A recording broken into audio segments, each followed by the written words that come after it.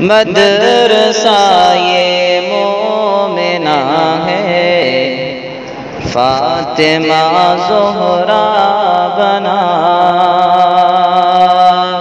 مدرسہ یہ مومنہ ہے، فاطمہ زہرا بنا۔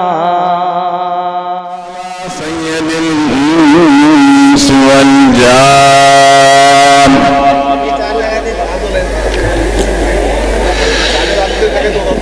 وعلى آله وصحبه الكرام، أما بعد، فأعوذ بالله من الشيطان الرجيم، بسم الله الرحمن الرحيم،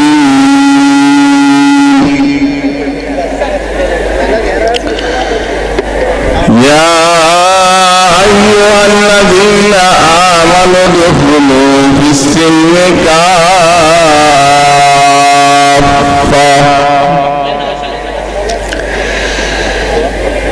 ولا تتبعوا خطوات الشيطان إنه لكم عدو مبين۔ صدق الله العظيم وصدق رسوله النبي الكريم، ونحن على ذلك من الشاهدين والشاكرين، والحمد لله رب العالمين۔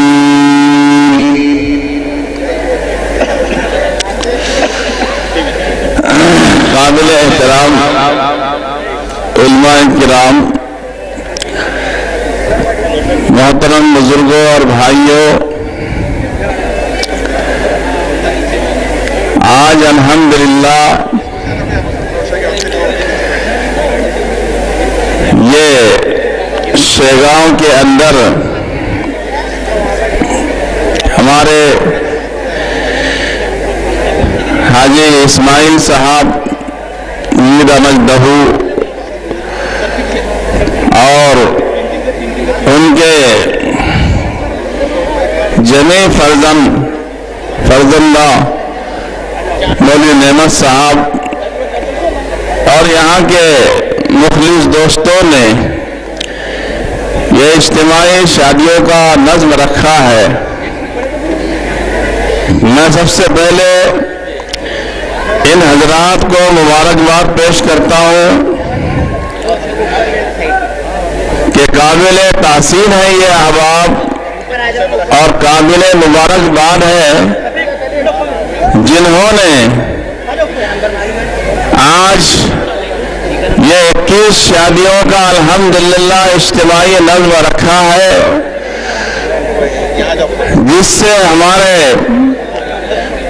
معاشرے کے اندر غریب لڑکیوں کا اٹھانا اور ان کے نکاح کا نظم جو ہے الحمدللہ آسان ہو رہا ہے۔ حدیث میں رسول اللہ صلی اللہ علیہ وسلم نے فرمایا، اِنَّ أَعْظَمَ النِّكَاحِ بَرَكَةً أَيْسَرَهُ مُعْنًا۔ فرمایا رسول اللہ صلی اللہ علیہ وسلم نے، سب سے بڑا برکت والا نکاح، سمجھ رہے بات، سب سے بڑا برکت والا نکاح وہ ہے جس میں بہت کم خرچ ہو۔ آج نکاح کی تقریبات کو امت نے بڑا مہنگا بنا دیا، اور نکاح کے اندر جو ہے جو خرافات اور رسومات ادا کی جا رہی ہے، اور پھر اس کے بعد جہیز لین دین اور اس پر بڑی بھاری رقمیں خرچ کی جا رہی ہے۔ حضور اکبر صلی اللہ علیہ وسلم کے زمانے میں نکاح کی تقریبات بہت سیدھی اور سادی ہوا کرتی تھی. جب ساتھی جو ہے بیٹھ جائے, جو فوٹو نکال رہے ہیں وہ بھی بیٹھ جائے, تو میں یہ بات بتلا رہا تھا کہ حضور صلی اللہ علیہ وسلم کے زمانے میں نکاح کی تقریبات بہت سیدھی اور سادی ہوا کرتی تھی. حضرت عبد الرحمن ابن عوف رضی اللہ تعالی عنہ حضور صلی اللہ علیہ وسلم کے زمانے کے بڑے مالدار صحابی ہیں. رسول اللہ صلی اللہ علیہ وسلم کی مجلس میں تشریف لائے. رسول اللہ صلی اللہ علیہ وسلم نے ان کے جسم پر ضرب داغ دیکھ کر فرمایا کہ اے عبد الرحمن, کیا تمہارا نکاح ہو چکا؟ حضرت عبد الرحمن ابن عوف رضی اللہ تعالیٰ عنہ نے کہا کہ اے اللہ کے رسول صلی اللہ علیہ وسلم, میرا نکاح ہو چکا. اب دیکھو, اس دور کے بڑے مالدار صحابی جن کے بارے میں رسول اللہ صلی اللہ علیہ وسلم نے دنیا کے اندر انہیں جنت کی بشارت دی, عشرہ مبشرہ میں ان کا شمار ہوتا ہے, اور ان کا نکاح ہوا, رسول اللہ صلی اللہ علیہ وسلم کو خبر نہیں. ہمارے یہاں تو نکاح کی تقریبات میں آج جو دعوت ناموں کے چھپنے چھپانے کا دستور چلا آ رہا ہے, اس میں بھی امت بڑا پیسہ خرچ کر رہی, اس پر بھی بڑا پیسہ خرچ کیا جا رہا ہے. حالانکہ یہ تمام چیزوں کا تعلق رسم و رواج سے ہے, رسول اللہ صلی اللہ علیہ وسلم کی سنت سے نہیں. ایک سنت کے ادا کرنے کے اندر کتنے خرافات امت کے اندر رائج ہو چکے ہیں, اور امت جو ہے ان رسم و رواج کو نکاح کی تقریبات کے اندر بجا لا رہی ہے.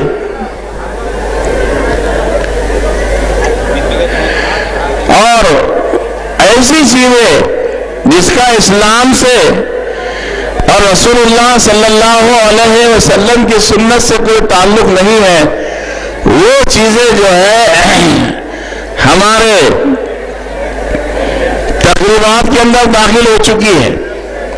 اس لیے میرے بزرگوں, یہ اجتماعی شادیاں جو کی جا رہی ہے یہ بھی ہمارے سامنے ایک نمونہ ہے کہ ہم اپنی نکاح کی تقریبات کو سیدھا اور سادہ کریں, رسول اللہ صلی اللہ علیہ وسلم کی سنت کے مطابق کرنے کی کوشش کریں. تو میں حضرت عبد الرحمن ابن عوف رضی اللہ تعالیٰ عنہ کا واقعہ سنا رہا تھا کہ رسول اللہ صلی اللہ علیہ وسلم نے ان سے پوچھا کہ عبد الرحمن, تمہارا نکاح ہو چکا؟ حضرت عبد الرحمن ابن عوف رضی اللہ تعالیٰ عنہ نے کہا کہ ہاں, میرا نکاح ہو چکا. رسول اللہ صلی اللہ علیہ وسلم نے ان کو دعا دی اور فرمایا اولی مولو بے شاطن, اے عبد الرحمن ولیمہ کرو اگرچہ ایک بکری کا کیوں نہ ہو. تو میرے بزرگوں دیکھیے کہ حضور صلی اللہ علیہ وسلم کے زمانے کے بڑے مالدار صحابی, اور انہوں نے نکاح کیا, نہ کوئی بارات تھی اور نہ ہی کوئی اور کسی قسم کے رسم و رواج کو اس میں ادا کیا گیا, سادہ طریقے سے نکاح ہو جایا کرتے تھے اس دور کے اندر. ہمارے زمانے میں جو ہے نکاح مہنگا ہو چکا ہے, جس کے نتیجے کے اندر جو ہے آج قوم کی بیٹیاں میرے بزرگوں اپنے والدین کی نافرمانی کر رہی ہے, اور ارتداد کے واقعات ہمارے سامنے پیش آ رہے ہیں. آپ خود دیکھ رہے ہیں, آپ خود ملاحظہ فرما رہے ہیں, دیکھ رہے ہیں کہ آج اس دور پرفتن میں کیسے کیسے واقعات پیش آ رہے ہیں. نکاح سیدھے اور سادے طریقے سے نہیں ہو رہے، نکاح کی تقریبات وہی ہو چکی ہے. میرے بزرگوں، نکاح رسول اللہ صلی اللہ علیہ وسلم کی سنت ہے. حدیث میں رسول اللہ صلی اللہ علیہ وسلم نے فرمایا النکاح من سنتی، نکاح میری سنت ہے. فمن رغب عن سنتی فلیس منی، جو میری سنت سے اعراض کرے وہ مجھ میں سے نہیں ہے. اب اگر یہ سنت کو سنت طریقے کے مطابق ادا کیا جائے گا تو یہ نکاح بھی عبادت ہے. قرآن مجید میں ہے وَمَا خَلَقْتُ الْجِنَّ وَالْإِنسَ إِلَّا لِيَعْبُدُونَ، کہ میں نے انسانوں اور جناتوں کو نہیں پیدا کیا مگر اپنی عبادت کے لیے. اور عبادت کسے کہتے ہیں؟ اللہ قرآن میں کہہ رہا ہے کہ میں نے انسانوں اور جناتوں کو نہیں پیدا کیا مگر اپنی عبادت کے لیے. عبادت کہتے ہیں ایمان والے کے زندگی کا ہر فعل و عمل جو حضور صلی اللہ علیہ وسلم کے شریعت کے مطابق ہو وہ عبادت ہے. چاہے ہمارا کھانا ہو، چاہے ہمارا پینا ہو، چاہے ہمارے زندگی کا جو بھی شعبہ ہو، یہاں تک کہ نکاح کیوں نہ ہو، اگر اس کے اندر بھی اللہ کے رسول کا طریقہ پایا جا رہا ہے اور وہ سنت طریقے کے مطابق ہو رہا ہے، یہ عبادت ہے. اور اگر اس کے اندر غیروں کے طریقے اور رسم و رواج کو داخل کیا جا رہا ہے تو میرے بزرگوں یہ اسلام کے اور شریعت کے خلاف ہے. ایسا نکاح جو ہے عبادت نہیں، بلکہ یہ تو اللہ کے رسول کے سنت کے خلاف ہے. رسول اللہ صلی اللہ علیہ وسلم نے حدیث میں فرمایا الا من امر الجاہلیت تحت قدمی موضوع، آگاہ ہو جاؤ کہ جتنے زمانے جاہلیت کے رسم و رواج ہیں یہ تمام میرے قدموں کے نیچے دفن کر دیے گئے. اس لیے میرے بزرگوں ہمیں چاہیے کہ ہم ہماری نکاح کی تقریبات کو سیدھی اور سادی کریں. میں آپ کے سامنے خاتون جنت جن کے بارے میں رسول اللہ صلی اللہ علیہ وسلم نے فرمایا فاطمہ سیدہ نساء اہل الجنہ، میری بیٹی فاطمہ جنت کے خواتین کی سردار ہوگی. ان کے نکاح کا واقعہ آپ کے سامنے رکھتا ہوں. جب حضور صلی اللہ علیہ وسلم کی بیٹی حضرت فاطمہ رضی اللہ تعالی عنہا کا رشتہ حضرت علی رضی اللہ تعالی عنہ سے طے ہو چکا تو رسول اللہ صلی اللہ علیہ وسلم نے حضرت بلال رضی اللہ تعالی عنہ سے کہا بلال جاؤ اعلان کر دو کہ آج رسول اللہ صلی اللہ علیہ وسلم کی بیٹی کا نکاح ہے. اور حضرت علی رضی اللہ تعالیٰ عنہ سے کیا کہا علی تم میری بیٹی فاطمہ کے نکاح کا مہر کا انتظام کرو. آج لوگ جو ہے بیویوں کا مہر تو مقرر کر لیتے ہیں ادھار مہر، لیکن بعد میں اس سے معاف کراتے ہیں یا نہیں دیتے ہیں. یہ بھی بڑے گناہ کی بات ہے. ویسا الحمدللہ بہت سی نکاح کی تقریبات میں اب زیورات کے شکل میں بھی نقد مہر مقرر کیے جا رہے ہیں. بہت اچھی بات ہے کیونکہ مہر جو ہے یہ بیوی کا حق ہے. اگر اسے ادا نہیں کیا گیا یا کسی نے ادائیگی کی نیت نہیں کی تو میرے بزرگوں اسے حرام کاری کا گناہ ہوگا، نکاح اس کا حق ہے۔ تو بات یہ سمجھا رہا تھا کہ رسول اللہ صلی اللہ علیہ وسلم نے حضرت علی رضی اللہ تعالی عنہ سے کہا، علی میری بیٹی فاطمہ کا مہر تم نکاح کے وقت میں ادا کر دو۔ حضرت علی رضی اللہ تعالیٰ عنہ نے کیا کہا، اے اللہ کے رسول صلی اللہ علیہ وسلم، میرے پاس تو مہر ادا کرنے کے لیے کی طاقت نہیں، یعنی اتنی چیز نہیں ہے کہ جتنا میں مہر ادا کر سکتا ہوں۔ حالانکہ حضرت فاطمہ رضی اللہ تعالی عنہا کا مہر 500 درہم سے کچھ زیادہ تھا۔ تو رسول اللہ صلی اللہ علیہ وسلم نے فرمایا تمہارے پاس کیا ہے؟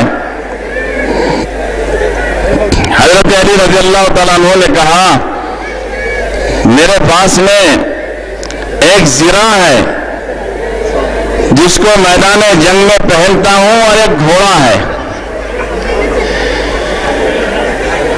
رسول اللہ صلی اللہ علیہ وسلم نے حضرت علی رضی اللہ تعالی عنہ سے کہا گھوڑے کو رہنے دو اور زرہ کو بیچ کر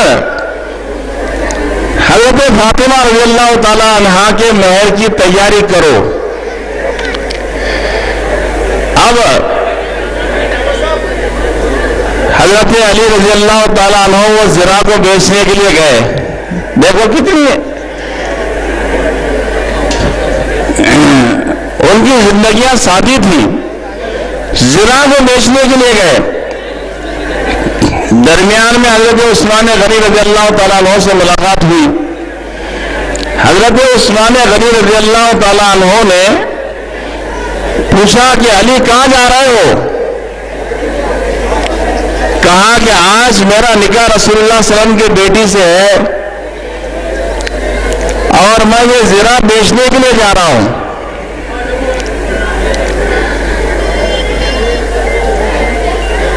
تو عثمان غنی رضی اللہ تعالیٰ عنہ نے حضرت علی سے کہا یہ زرہ کتنے میں بیچو گے؟ حضرت علی رضی اللہ تعالیٰ عنہ نے کہا 480 درہم میں۔ کہا علی ٹھہر جاؤ۔ حضرت عثمان رضی اللہ تعالیٰ عنہ گھر گئے، 480 درہم لے کر آئے، حضرت علی کو دیا اور زرہ لے لیا۔ پھر حضرت عثمان غنی رضی اللہ تعالیٰ عنہ نے کہا کہ دیکھو علی تمہارا ہمارا سودا ہو چکا ہے، تم نے زرہ ہم کو بیچ دی اور میں نے تم کو 480 درہم دے دیے، اب یہ زرہ بھی میں تم کو ہدیہ کرتا ہوں۔ حضرت علی رضی اللہ تعالیٰ عنہ خوشی خوشی وہ 400 درہم لے کر آئے، رسول اللہ صلی اللہ علیہ وسلم کے پاس حضرت فاطمہ رضی اللہ تعالی عنہا کے مہر میں وہ 480 درہم دے دیے۔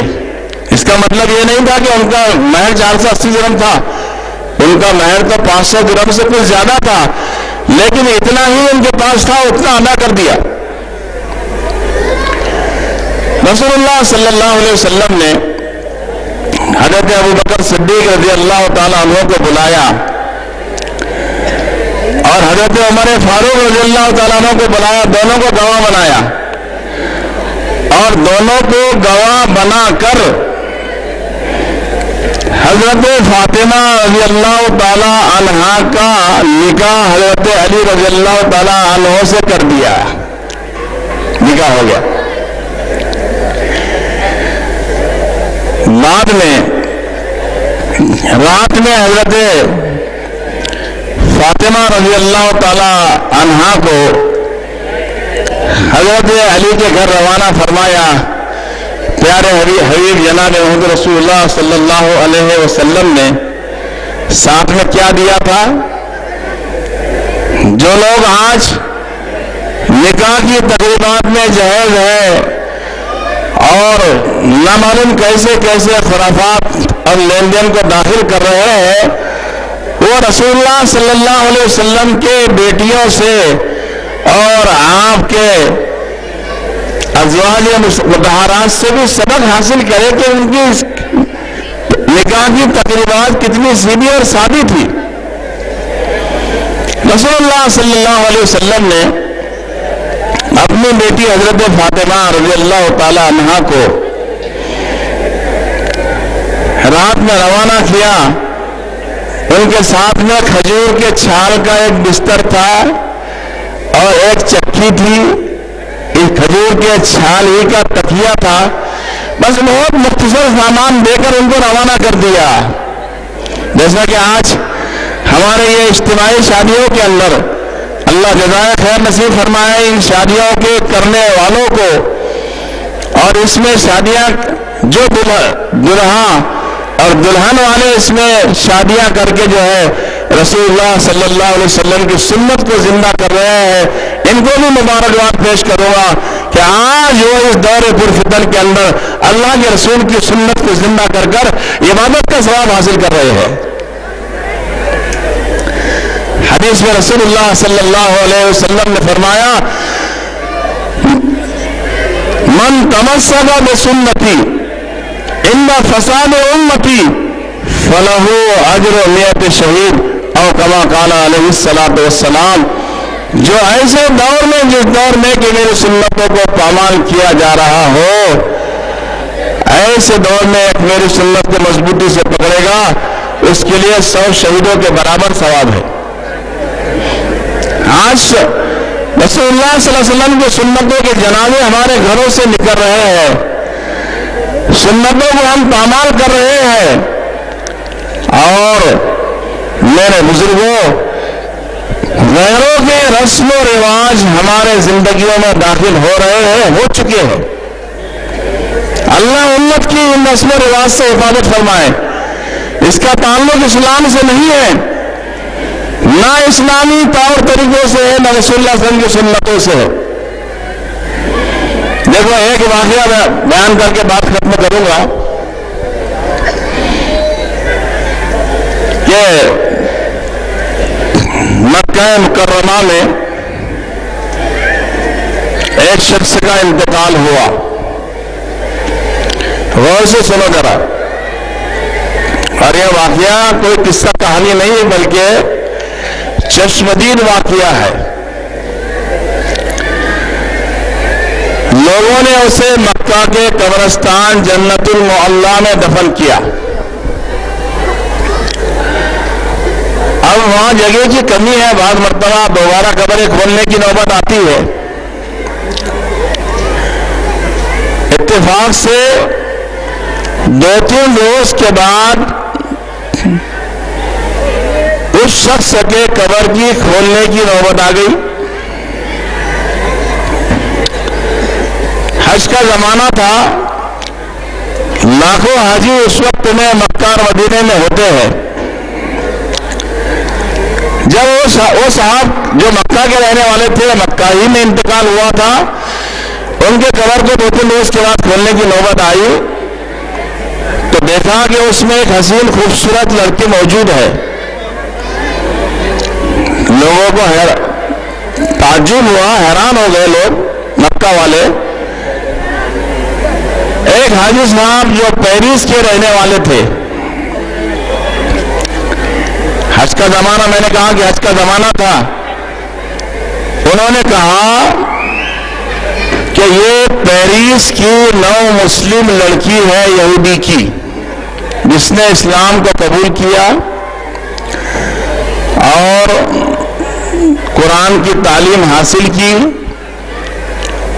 اور اسلام پر زندگی گزاری، اسلامی زندگی گزاری، اسلام ہی کی حالت میں اس کا انتقال ہوا۔ ہم نے پیرس میں مسلمانوں کے قبرستان میں اسے دفن کیا۔